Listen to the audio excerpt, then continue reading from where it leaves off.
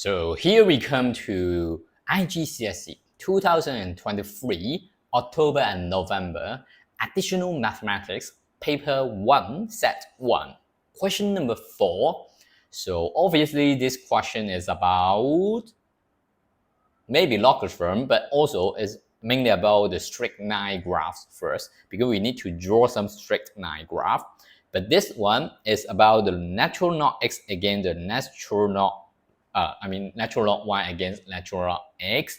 So in the terms of natural log, it means the base we are using is e instead of the normal logarithm, which is base 10. So when we use our calculator, you need to be careful about that. So first thing first, if we are not just pointing out the xy, we need to use the natural log x and natural log y. So how about the natural log x first? Use your calculator and then calculate every natural log x. So for natural log 1, remember you need to press ln instead of log, because log is meaning the base 10, but ln is just base e. So we just use the button ln in your calculator. So natural log 1 you have 0, and because of the x-axis, the natural log x-axis is from 0 to 0.2, so the smallest units will be 0.05. So I will have maybe 2 decimal places for the natural log x here. So the next one, natural log 2 will give you 0.69. Natural log 3 will give you 1.10, and then natural log 4 will give you 1.39, and then natural log 5 will give you 1.61. Yep, so that's for natural log x. How about natural log y? Use your calculator again. Natural log 20 will give you 3.0.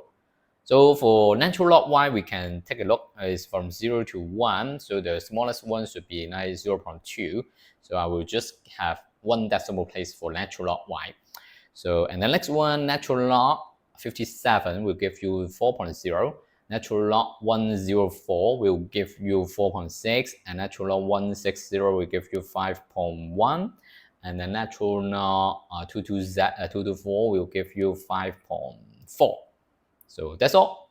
So now we need to mark all the points in the graph. So the first one should be when natural log x is 0, natural log y should be 3. So we'll give you this point, the very first point, and the next point 0.69, which is near 0.7, and then 4.0 should be here, and then 1.1 and 4.6, 1.1 and 4.6 should be somewhere here, and the next one 1.39 and then 5.1. Maybe I will just use 1.4, and 5.1 should be somewhere here.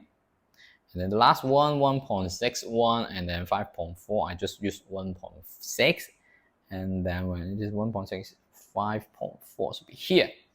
So if you got all the points correct, you should get a straight line or straight or similar to a straight line. But if you got maybe one point is very far from the straight line, maybe that point is incorrect and you need to recalculate it using your calculator. So here I get my straight line correct, so I just draw a straight line passing through all the points. So this is for part A. How about part B here? This time we need to find the values for the A and B. But we haven't got an equation about natural log x and natural log y, so we need to make the original equation y is equal to ax to the power b, or in terms of natural log y and natural log x. But how to do it? Just take natural log on both hands first. So we got natural log y is equal to natural log a times x to the power b. But we know that for the properties of logarithm, we can just separate it for the right hand side. And because it is a times between a and x to the power b, so we can have natural log a plus natural log x to the power b. So how about for the power b, or for the index, we can make it into a coefficient. So we will get natural log x, natural log y will be natural log a plus b times natural log x. See, the index becomes the coefficient. So now, if we compare this with our graph, how about we call the natural log y to be a capital letter Y, and then for the natural log x is the capital letter X.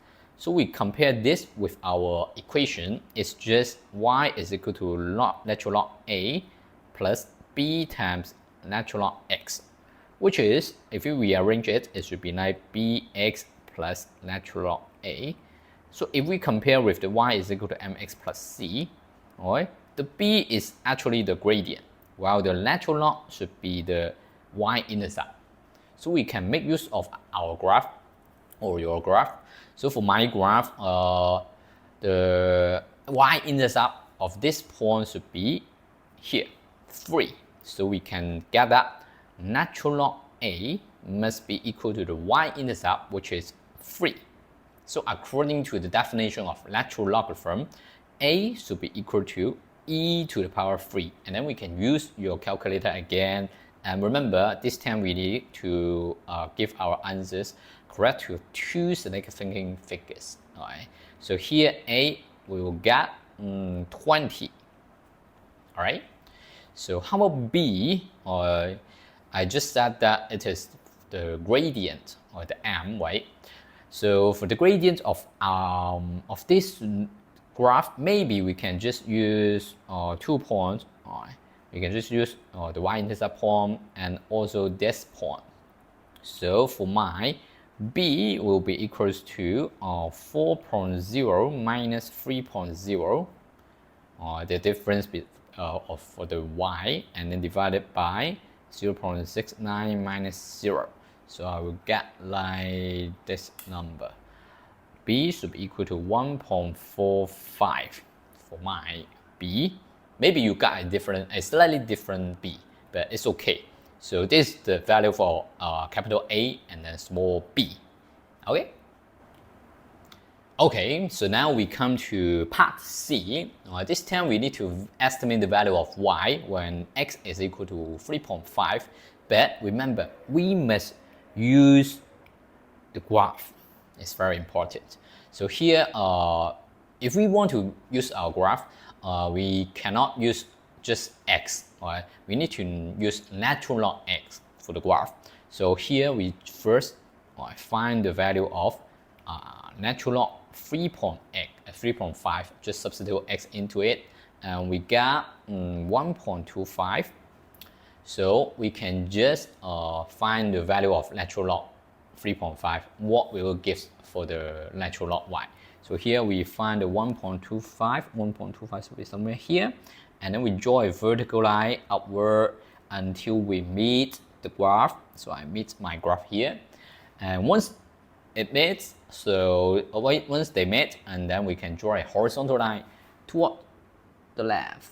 So for me, I will get 4.8 for the natural log y. So I will get natural log y must be 4.8. So, but we want to find the value of y. So based on the definition of natural log, y should be e to the power 4.8. So we got it using our calculator. I will get 122. That's the answer. But yours may be a little bit different from me because of the graph, or maybe slightly different from it. All right, but that's it for question number 4. Thank you.